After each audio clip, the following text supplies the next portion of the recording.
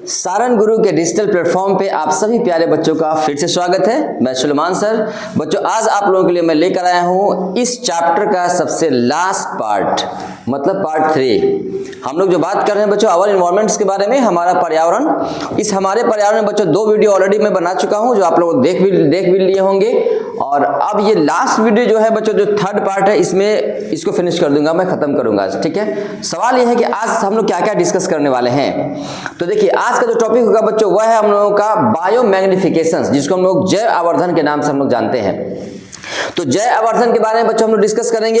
इसके बाद हम लोग वेस्ट मैनेजमेंट के बारे में हम लोग बात करेंगे कि हमारे घर से जो कुछ भी वेस्ट जो निकलता है उसमें 2 तरीके से बच्चों वेस्टेज वो रहता है, वो जिसको हम लोग अपशिष्ट पदार्थ भी हम लोग कह सकते हैं। तो वो 2 चीज में बच्चों हम लोग देखेंगे कि एक बायोडिग्रेडेबल सब्सटेंस होता है, दूसरा नॉन बायोडिग्रेडेबल वेस्ट होता है। ठीक है, उसके बारे में डिस्कस करेंगे। फिर हम लोग बच्चों बात करेंगे इसमें इसके मैनेजमेंट के बारे में। फिर हम लोग बात करेंगे बच्चों ओजोन लेयर के बारे में, कि जो ओजोन लेयर होता है पृथ्वी की सतह से 15 किलोमीटर से 50 किलोमीटर के बीच में जो एक लेयर होता है, एक परत होता है, जो हमारे पृथ्वी पर आने वाले जो हानिकारक जो किरणें हैं बच्चों, सूर्य के प्रकाश में जो अल्ट्रावायलेट रेडिएशंस है उसको आने से रोकता है बच्चों, उसको फिल्टर करता है। ठीक है, फिर ओजोन डिप्लेशंस के बारे में बात करेंगे। ओजोन में क्षय हो जाता है, छिद्र हो जाता है, तो क्या होता है। ठीक है, इसके बाद हम लोग बात करेंगे इसका हार्मफुल इंपैक्ट क्या होगा एनिमल्स पे, ह्यूमंस पे, या फिर प्लांट्स पे, या किसी एक्वेटिक इकोसिस्टम पे उस रेडिएशंस का हार्मफुल इंपैक्ट क्या होगा, उस चीज के बारे में हम लोग बात करेंगे। फिर लास्ट में थोड़ा सा हम लोग डिस्कस करेंगे कि ओजोन लेयर को डिप्लेट नहीं होने के लिए हम लोग का क्या हम लोगों को क्या करना चाहिए। ठीक है, तो चलिए स्टार्ट करते हैं हम लोग आज के टॉपिक। तो सबसे पहला टॉपिक है बच्चों जैव आवर्धन। क्या है ये जैव आवर्धन? इसको हम लोग थोड़ा सा इसको मैं आगे बढ़ा लूं। ये सब तो खैर बच्चों डिस्कस हो गया था, आगे आगे आगे नेक्स्ट ये सब तो आप लोग नेक्स्ट पढ़े ही थे। चलिए यहाँ पे हम लोग आते हैं। तो क्या है बच्चों टॉपिक है आप लोगों का, जैव आवर्धन। जैव आवर्धन जिसको हम लोग बोलते हैं बच्चों बायोमैग्निफिकेशन।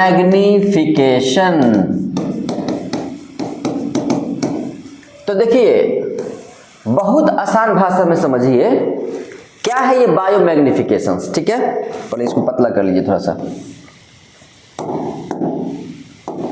देखिए, पता है ना हम लोग क्या करते हैं बच्चों कि एग्रीकल्चर सिस्टम में उपज को बढ़ाने के लिए, प्रोडक्टिविटी को बढ़ाने के लिए किसान लोग अपने खेतों में अलग अलग बच्चों केमिकल सब्सटेंसेस का लोग इस्तेमाल करते हैं। आप सबको मालूम है क्योंकि आपके सराउंडिंग में ये सारी चीजें आप लोग देखते होंगे, आप लोग फॉलो करते होंगे।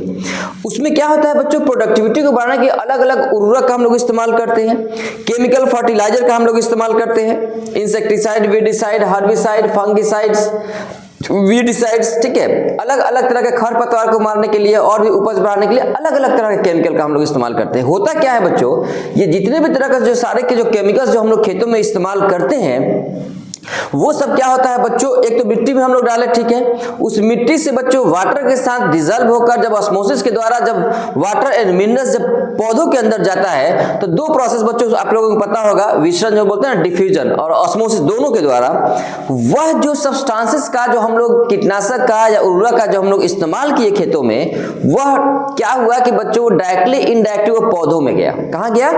पौधा में। अब वो पौधा में, ध्यान से मेरी बात को सुनिएगा लोग, मैं क्या कह रहा हूं और कहां तक मैं जाने वाला हूं अभी।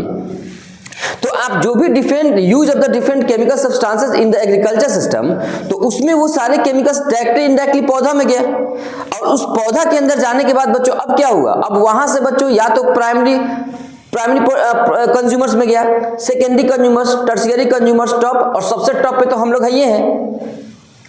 तो कहीं ना कहीं रूप से उस केमिकल्स के बच्चों डायरेक्टली इनडायरेक्टली कहां पहुंचा, फाइनली हम लोग के बॉडी के अंदर पहुंचा।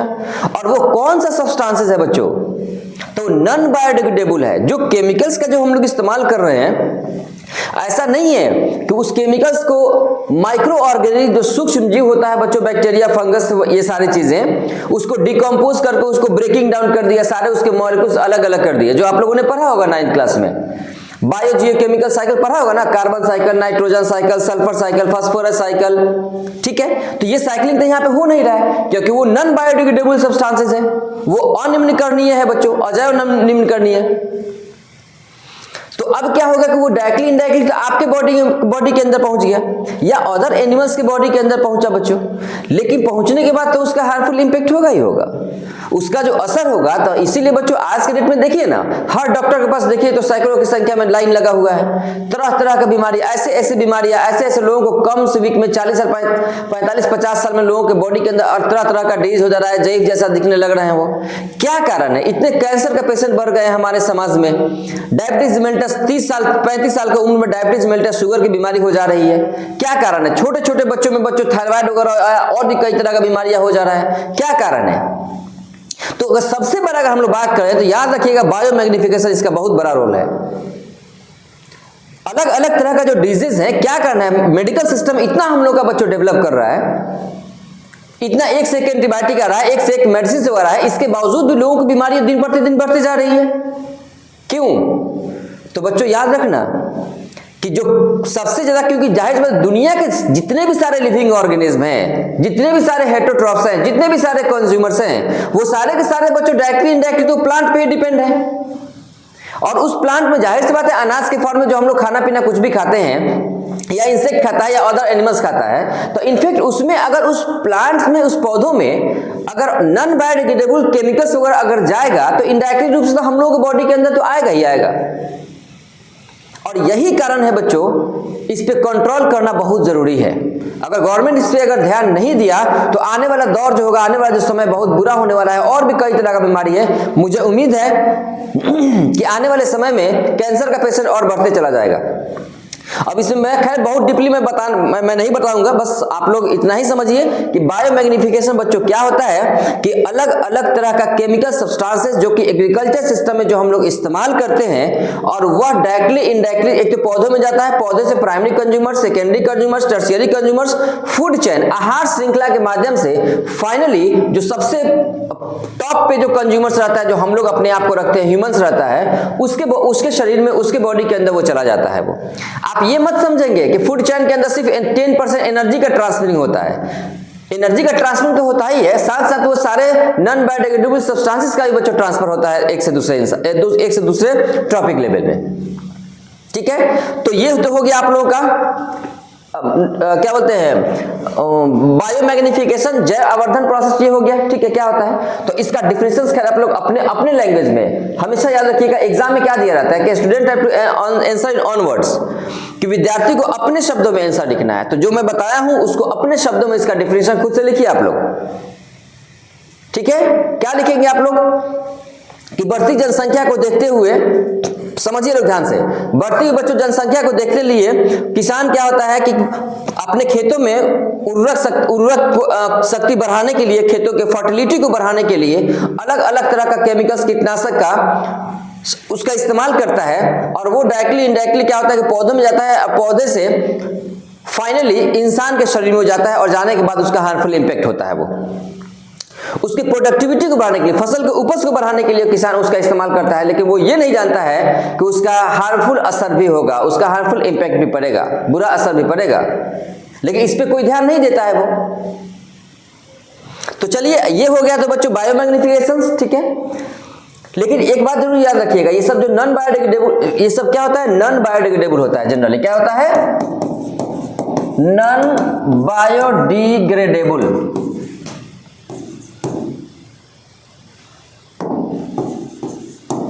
इसको हम लोग बोलते हैं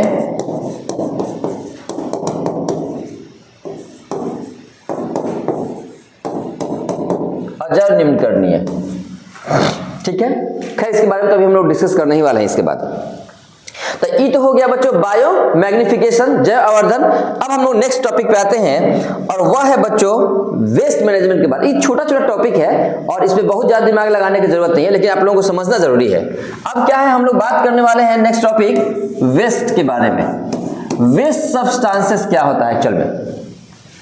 तो देखिए, एक चीज तो आपको पता है कि वेस्टेज क्या होता है, जो कचरा हुआ जो निकलता है हमारे घरों से, वैसा चीजें जो इंसान का उपयोग में नहीं, मतलब उसका यूज अब नहीं हो, या हम लोग यूं कह सकते हैं कि मनुष्य अपने जीवन यापन करने के लिए अपने जिंदगी में अलग अलग चीजों का इस्तेमाल करता है। इस्तेमाल करने के बाद जब वो वेस्ट हो जाता है, जब उसका इस्तेमाल करने लायक वो चीज नहीं रह जाता है, तो उसको क्या करता है? अपने घर से बाहर निकाल कर उसको फेंक देता है। That is called the waste. क्या हो गया, वही वेस्ट हो गया। लेकिन अब सवाल यह है कि जो वेस्ट को जो हम लोग फेंकते हैं वह वेस्ट कितने तरीके से होता है। तो याद रखिएगा वेस्ट एक्चुअल में दो तरीके से होता है। वेस्ट को हम लोग कितने भाग में लेते हैं, तो दो इसका बच्चों टाइप्स होता है। एक होता है वही जैव निम्नकरणीय और दूसरा होता है अजैव निम्नकरणीय, मतलब उसी को बायोडिग्रेडेबल और नॉन बायोडिग्रेडेबल हम लोग उसको बोलते हैं। तो एक तो होता है बच्चों biodegradable, biodegradable waste,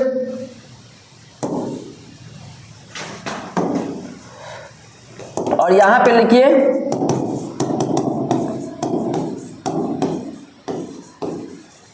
non biodegradable waste. इसको हिंदी में अगर लिखना चाहें बच्चों तो इनफैक्ट इसका हिंदी में क्या होगा, इसको हम लोग बोलते हैं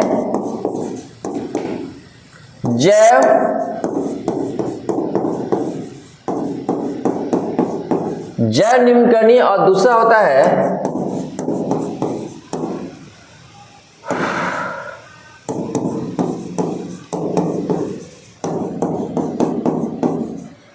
अजैव निम्नकरणीय, नॉन बायोडिग्रेडेबल।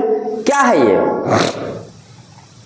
सब लोग को पता होगा, लेकिन पता होकर ही पता नहीं होगा कि यही है। एक बात बताइए, अगर आप अपने घरों से वेस्टेज को निकालिए अलग अलग, क्या क्या चीज जैसे समझिए। आप मान लो हम लोग एक जगह एग्जाम्पल में यहाँ पे अजैव में, पहले मैं एग्जाम्पल में बता दे रहा हूं। जैविक में क्या हो जाएगा, पेपर, कागज। इसके बाद बच्चों मान लीजिए पील्स का मतलब होता है छिलका, सब्जी वगैरह का, फ्रूट्स का छिलका वगैरह आप लोग ले सकते हैं। इसके बाद बच्चों आप लोग ले लेंगे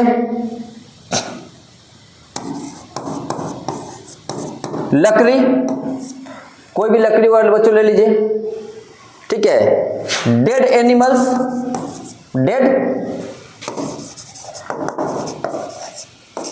मरा हुआ जानवर ले लीजिए, ठीक है। और इधर में बच्चों आप क्या करें, आप ले लीजिए प्लास्टिक, आप ले लीजिए बच्चों, इसके बाद प्लास्टिक के बाद एल्युमिनियम, और क्या लीजिए, चलिए आप फिर बताइए।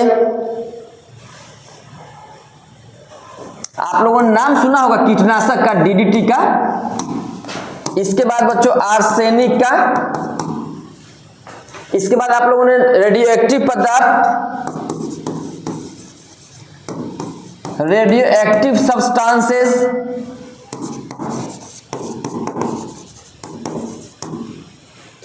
ठीक है।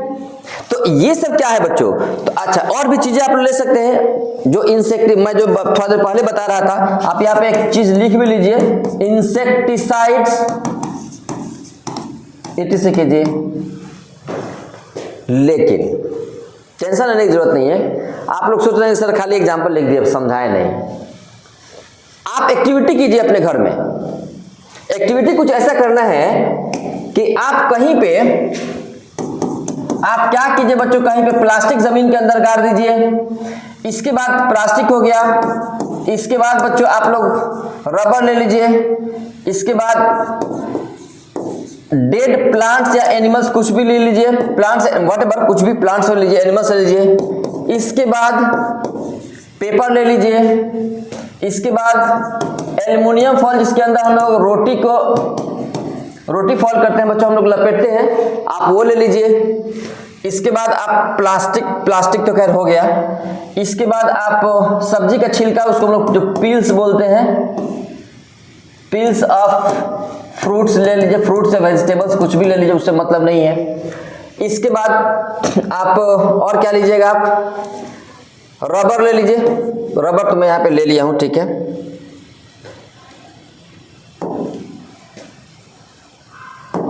और क्या ले सकते हैं जो डिकम्पोज होने वाला, डिकम्पोज नहीं होने वाला में हम लोग बात करते हैं।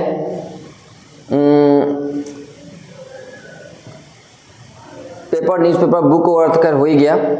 चलिए इसके बाद हम लोग सपोज कीजिए, अब खैर इतना ही सारी चीजें रहने दीजिए, और भी कुछ लेकर लेना है आप लोगों को।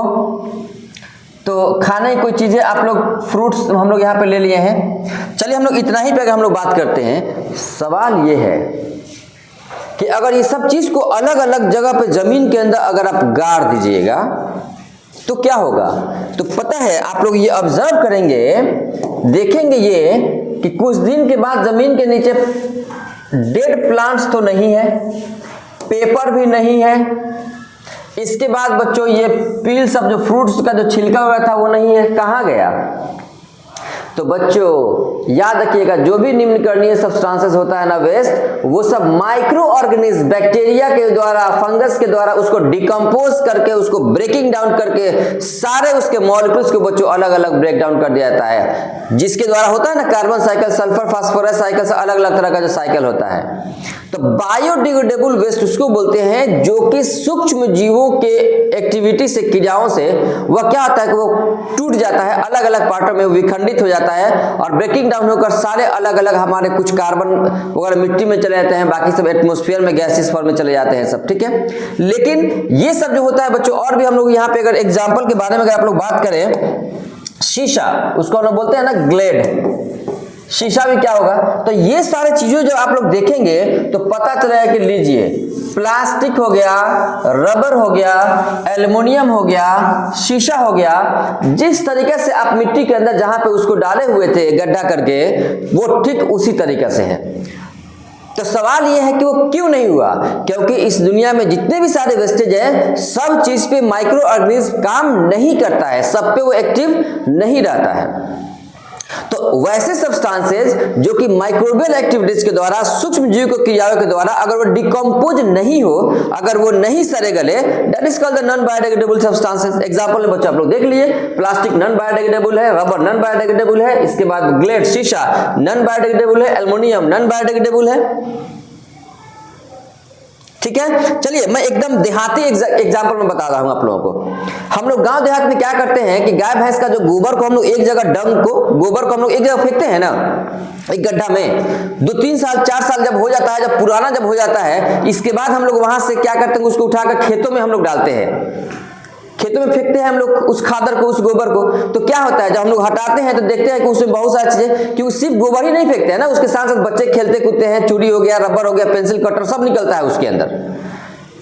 तो पता चला है कि सब जो भी प्लास्टिक वगैरह है सब वैसे ही है, वो सारा 4 साल में भी नहीं सारा गला है, वो रबर वगैरह, शीशा वगैरह, जो चूड़ी वगैरह जो औरतों का होता है, वो सब ऐसे ही एडिटिव है। इसका मतलब है कि जो सूक्ष्म जीव होता है, जो माइक्रो ऑर्गेनिज्म होता है, वो सारे चीजों पे उसको डिकम्पोज नहीं कर पाता है, उस पर एक्टिव नहीं रहता है वो। तो सिंपल याद रखिएगा कि वह चीजें, वह वेस्ट सब्सटेंसेस जो कि माइक्रो ऑर्गेनिज्म उसको डिकम्पोज करा के, सड़ा गला के, उसके मॉलिक्यूल्स को तोड़ ताड़ के सब बराबर कर दे, तो अलग अलग कर दे, उसको बायोडिग्रेडेबल सब्सटेंसेस बोलते हैं। वो सारी चीजें, वो सारी वेस्टेज जिसके अंदर माइक्रो ऑर्गेनिज्म अपना एक्टिविटी उसके ऊपर नहीं कर पाता है, उसको हम लोग नॉन बायोडिग्रेडेबल सब्सटेंसेस बोलते हैं। क्लियर? ओके। तो चलिए अब हम लोग आते हैं बच्चों नेक्स्ट टॉपिक पे, क्या है?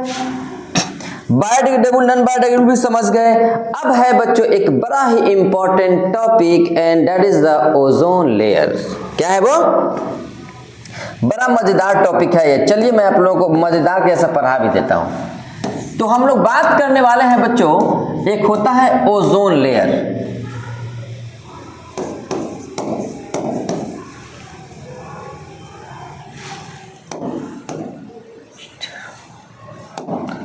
इसी को हम लोग O3 के नाम से भी हम लोग जानते हैं, ओजोन लेयर। क्या है ये ओजोन लेयर बच्चों? आप लोगों को मैं पहले ही बताया था, और पहले से आप लोगों को मालूम होगा, आप लोग तेज तरार बच्चे हैं। पृथ्वी की सतह से आप अलग अलग हाइट पे जब जाएंगे तो अलग अलग तरह का बच्चों एक लेयर है, जो कि इन्वायरमेंट्स का पार्ट में बताया था आप लोगों को कि इन्वायरमेंट्स के अंदर लिथोस्फीयर, स्फेनोस्फीयर, आयनोस्फीयर, एटमॉस्फेयर, बायोस्फीयर, ये सारी चीजें होता है। तो समझिए हमारे वायुमंडल में 15 किलोमीटर से आप हाइट पे जाइए, 15 किलोमीटर से लेकर 50 किलोमीटर के डिस्टेंस पे जाइए, अप्रॉक्स किताब बच्चों कहता है। उसके बीच में एक क्या होता है बच्चों, एक ब्लैंकेट के जैसा पूरे पृथ्वी को, पूरे हमारे इस बायोस्फीयर, एटमॉस्फेयर को बच्चों ढक के रखने वाला एक ब्लैंकेट के जैसा एक परत है, एक लेयर होता है, and that is called the ozone layer. Ozone परत हम लोग उसको बोलते हैं। जिस तरह हम लोग अभी ठंडी के मौसम में स्टार्ट हो गया, हम लोग देखते हैं ना कि ब्लैंकेट को ओढ़ते हैं अपने आप को ढकने के लिए, तो ऐसे ही बच्चों पृथ्वी को पूरा ढकने के लिए, पूरे बायोसिस्टम को ढकने के लिए ओजोन लेयर होता है बच्चों, जो हम लोगों को ढक के रखता है। ये बड़ा इंपॉर्टेंट है।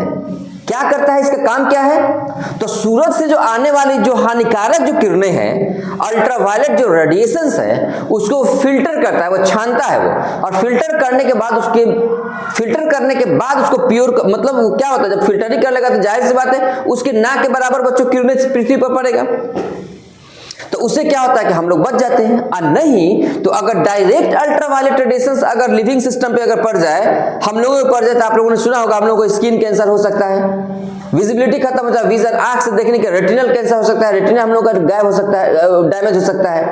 अगर किसी तालाब में अगर पड़ जाए तो उस तालाब का पूरा पानी बच्चों पॉइजनस जहरीला हो सकता है, जिसकी वजह से एक्वेटिक जो एनिमल्स है, जो जलीय जीव वगैरह है, जीव जंतु पौधे वगैरह जो भी है सब मर जाएंगे। अगर किसी पौधों पे या किसी फसल पे अगर पड़ जाए बच्चों, तो फसल जो होगा ऐसा लगेगा जला दिया गया है उसको। तो सवाल ये है कि ऐसा क्या होता है उस रेडिएशंस के अंदर कि सभी एनिमल्स को कैंसर हो जाता है, इंसान को कैंसर हो जाता है, पौधे मर जाते हैं, पानी जहरीला हो जाता है। तो इस रेडिएशंस के अंदर सबसे खतरनाक चीज क्या है बच्चों कि ये क्या करता है कि उत्परिवर्तन, एक टॉपिक होता है बच्चों म्यूटेशंस, वो हमारे जीन्स के अंदर, जो मान लीजिए ये स्किन है, स्किन का जो सेल्स होगा, उस सेल्स के अंदर जो बच्चों हम लोगों का जो क्रोमोसोम्स है, जो डीएनए है, उस डीएनए के अंदर म्यूटेशंस उत्परिवर्तन कर देगा बच्चों, चेंजेस कर देगा उसके अंदर। तो आप लोगों ने तो पढ़ाई होगा, सुना होगा या सुनेंगे कि sudden changes in the genetic character of any organism that leads to the mutations. तो म्यूटेशंस करा देता है हमारे कोशिका के अंदर, जिसकी वजह से बच्चों क्या होता है, वो एनिमल्स, वो जो प्लांट्स कोई भी होता है वो डेड कर जाता है वो। तो ये बड़ा ही इंपॉर्टेंट ओजोन लेयर है ये। अब सवाल ये है कि ये ओजोन जो लेयर होता है बच्चों, ये बनते भी रहता है और वो टूटते भी रहता है, ओजोन में क्षय भी होते रहता है और बनते भी रहता है। जैसे मैं देखिए, सपोज कीजिए हम लोग समझने के लिए एक यहाँ पे एक आवरण ले लेते हैं। चलिए यहाँ पे हम लोग बात करते हैं, इसको थोड़ा सा मोटा कर लीजिए, काम कीजिए, ब्रश हम लोग लेते हैं, या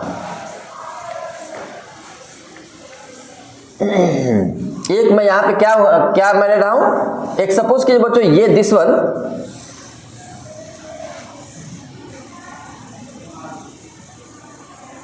एक मैं लेयर बना रहा हूं आप लोगों को समझने के लिए।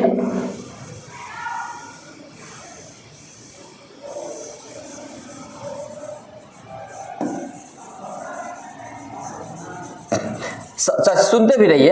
अब सवाल बच्चों ये है कि जो ओजोन लेयर होता है, इनफैक्ट इस ओजोन लेयर O3 से, ठीक, ऑक्सीजन जो मॉलिक्यूल्स होता है बच्चों, वो 3 ऑक्सीजन मॉलिक्यूल से बच्चों ओजोन बनता है। कितना से? 3 से बनता है। ओके, O3 उसको बोलते हैं। और पता है बच्चों ये टूटता है ना तो O2 प्लस ऑक्सीजन, दो तरह का, एक मॉलिक्यूलर ऑक्सीजन बोलते हैं O2 वाले को, और एक अकेला जो O होता है बच्चों उसको नेसेंट ऑक्सीजन बोलते हैं। तो ये सब चीज क्या होते रहता है बच्चों, टूटते रहता है, ठीक है, अल्ट्रावायलेट रेडिएशन के वजह से ही बच्चों टूटता है। अब सवाल यहाँ पे ये है कि हम लोग ये बात करेंगे, एक्चुअल में आप लोगों को समझाने के लिए सब इतना करना पड़ रहा है, मेहनत करना पड़ रहा है, कोई बात नहीं, आप लोगों के लिए, आप ही लोगों के लिए तो मैं हूं ही, है ना। चलिए, बड़ा मजा आने वाला है, इसीलिए मैं थोड़ा सा इस तरीके का फिगर में बनाया हूं, उसको ब्रश करके मैं इस तरीके से एक आवरण, एक लेयर बना दिया हूं, ठीक है। चलिए अब हम लोग बात करेंगे, सपोज करो बच्चों ये हो गया आपका नीचे का, ये आपका कंप्लीट ये पृथ्वी हो गया। ये क्या हो गया बच्चों, ये पृथ्वी हो गया। इस पे अलग तरह का ये प्लांट वगैरह या फिर अलग तरह का बच्चों यहाँ पे ये एनिमल्स वगैरह ये सब है अपना, ठीक है। ऊपर से क्या हुआ बच्चों, इसको हम लोग थोड़ा सा ऊपर कर देते हैं, यहाँ पे सूरज बनाना है।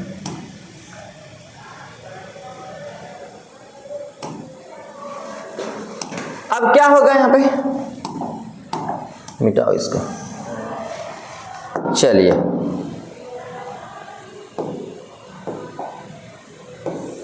आ जाओ यहाँ पे। तो चलिए ये हो गया बच्चों। अब हम लोग बात करेंगे कि सपोज करो बच्चों कि ये आपका रेड कलर का सूरज हो गया।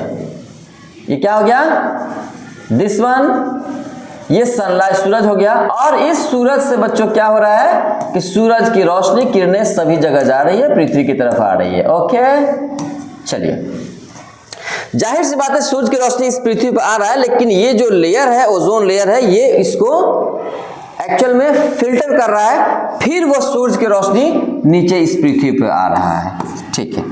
लेकिन क्या होता है, दो कंडीशन याद रखिएगा। जब ये हमारा यहाँ पे रिएक्शन के माध्यम से मैं आप लोगों को मैं बता दूं, होता कुछ ऐसा है बच्चों कि जो O3 होता है ना, यह O3 उस रेडिएशंस की वजह से बच्चों क्या होता है कि ये टूटता है, तो ये O2 प्लस ऑक्सीजन में टूट जाता है, O3 प्लस ऑक्सीजन में। इसको तोड़ने के पीछे और भी क्लोरोफ्लोरोकार्बन, CFC उसको हम लोग बोलते हैं, जो कि अलग अलग रेफ्रिजरेटर में सब बच्चों कूलिंग के लिए जो इस्तेमाल हम लोग करते हैं, गाड़ी वगैरह में, घर के अंदर जो फ्रिज वगैरह इस्तेमाल करते हैं, AC वगैरह जो होता है, एयर कंडीशन वगैरह, वो सब में से CFC निकलता है, क्लोरोफ्लोरोकार्बन, वो भी रिस्पॉन्सिबल होता है बच्चों। और भी कई तरह के जो हमारे इंडस्ट्रीज वगैरह से जो गैसेज वगैरह निकलते हैं बच्चों, वो गैसेज भी रिस्पॉन्सिबल होते हैं उस ओजोन लेयर को डिप्लीट करने में। तो कैसे टूटता है, तो जो O3 मॉलिक्यूल्स का जो बना हुआ जो लेयर होता है ओजोन लेयर, वो टूटता है तो O2 oxygen plus molecular oxygen plus nascent oxygen हो गया। लेकिन एक गुड न्यूज, एक अच्छी बात यह है कि यह जो होता है वो बनते भी रहता है।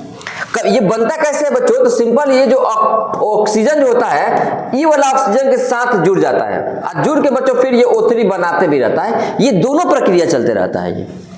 लेकिन सवाल ये है कि rate of depletion, rate of क्या बोलते हैं उसको, क्षय होने का रेट ज्यादा तेज है या बनने का उसका रेट ज्यादा तेज है, तो उस पर डिपेंड करता है। अंटार्कटिका महासागर के बाद अंटार्कटिका रीजन में आप लोग देखेंगे, जो न्यूज वगैरह में भी आता है कि उस पर तो होल जो था और बहुत हद तक बच्चों हील हो गया है वो।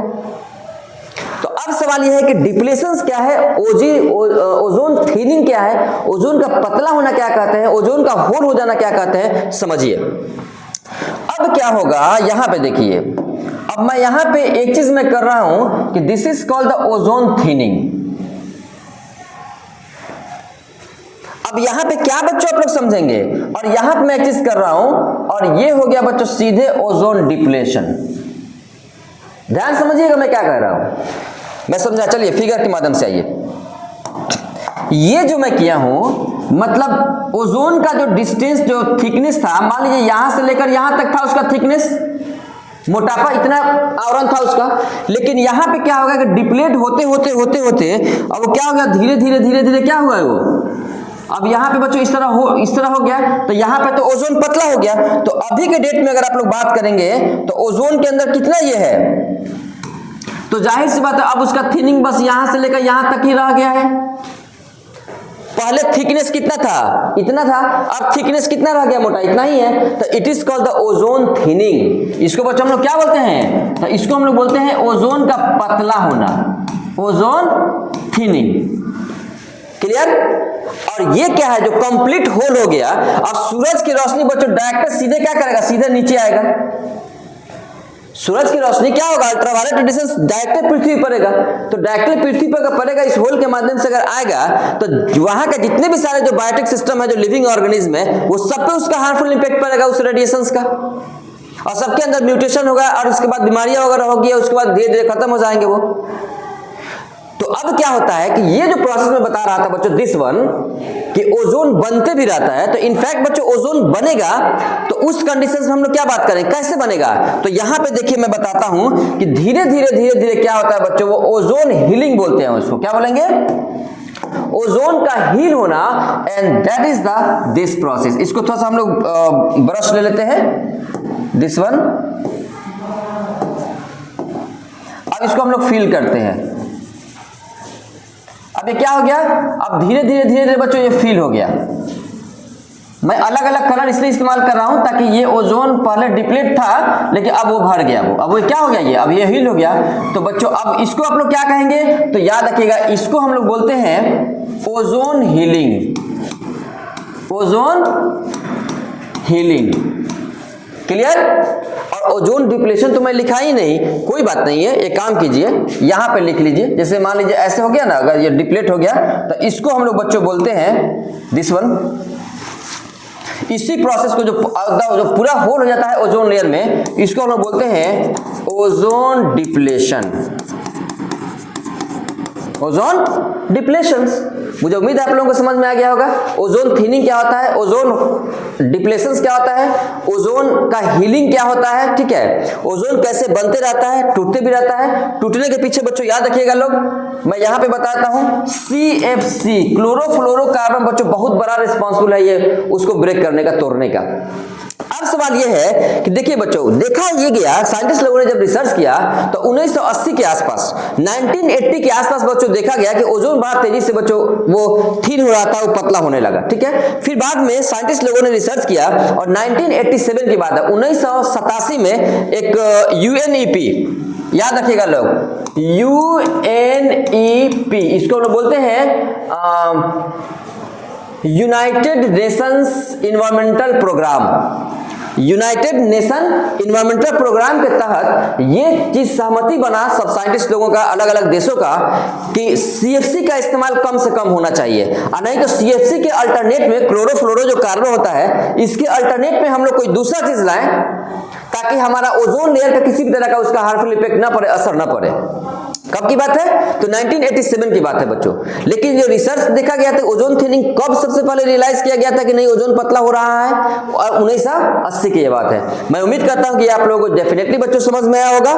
आज के लिए हम लोग इतना ही रहने देते हैं, और यहाँ पे बच्चों ये आपका चैप्टर समाप्त हुआ। आवर इन्वायरमेंट जो हमारा पर्यावरण जो चैप्टर था, ये आप लोगों का खत्म होता है यहीं पे। इसके बाद फिर मैं आप लोगों को, अब मैं बहुत जल्द क्रैश कोर्स का मैं लेकर आने वाला हूं, और मैं उम्मीद करता हूं और भी हो सकता है कि मैं सोच रहा हूं कि आप लोगों को मैं नंबर प्रोवाइड करूं, जब आप लोगों का बोर्ड का जो एग्जाम है, बोर्ड के एग्जाम तक किसी भी तरह का किसी को कोई डाउट्स वगैरह होगा तो वो कॉल करके वो किसी भी तरह का डाउट्स पूछ सकता है वो। ठीक है, डेफिनेटली उसको गाइड किया जाएगा इसके माध्यम से। अब सवाल ये कि नंबर, चलिए नंबर बहुत ज्यादा वायरल हो जाएगा, चलिए क्रैश कोर्स में वो नंबर दूंगा। ठीक है, जब क्रैश कोर्स कैप्सूल कोर्स जब हम लोग चलाएंगे बहुत जल्द, तो उसमें मैं आप लोगों को नंबर प्रोवाइड कर दूंगा। ठीक है, तो आज के बच्चों लेक्चर हम लोग यहीं पे एंड करते हैं, और अच्छे से मेहनत करते रहिए। 10th क्लास के बोर्ड के एग्जाम में एकदम 90+ नंबर लाइए आप लोग अच्छे तरीके से। और फिर मैं बोल रहा हूँ कोई डाउट्स वगैरह हो तो आप लोग डेफिनेटली कमेंट से भी पूछ सकते हैं। ठीक है, कमेंट आप लोग करेंगे तो उसका रिप्लाई दिया जाएगा डेफिनेटली। ठीक है, वैसे वक्त तो कम मिलता है उतना कमेंट वगैरह पढ़ने का, लेकिन फिर भी कोशिश किया जाएगा। ठीक है, और जब मैं क्रैश कोर्स में जब नंबर प्रोवाइड कर दूंगा, उसके बाद you may ask any questions from the whole biology. Okay, चलिए, thank you so much, all the best to all.